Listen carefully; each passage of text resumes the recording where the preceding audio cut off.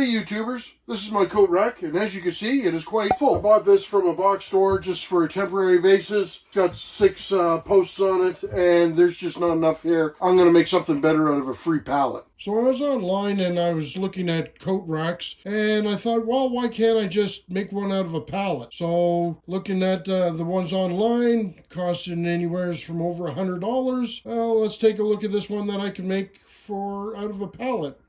Now, out of all those pieces, I was able to narrow it down to 3 that I think is going to work for this project. So now we just got to take out some nails and clean them up. Now we get to do that all-popular sanding portion of the project. Now I'm going to use my ever-popular biscuit joiner to join these 2 pieces together. Alright, I've put my biscuits in the cuts that I made, and now we're going to put the 2 pieces together. We're going to glue them and clamp them. So you're going to use lots of glue, and then you leave it clamped for approximately an hour while you're waiting for the glue to set up.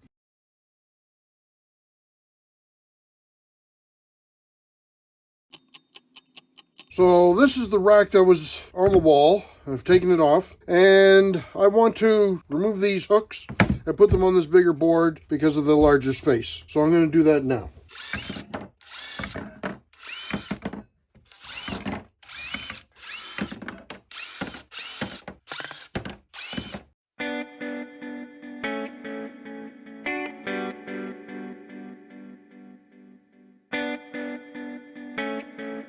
Be putting some pilot holes in. Got my tape here for the depth, so the drill bit will stop by the time it hits the tape. And the purpose of having a little bit of extra tape there is not because I have bad eyes, but it'll help sweep away any drilling dust as I'm going along.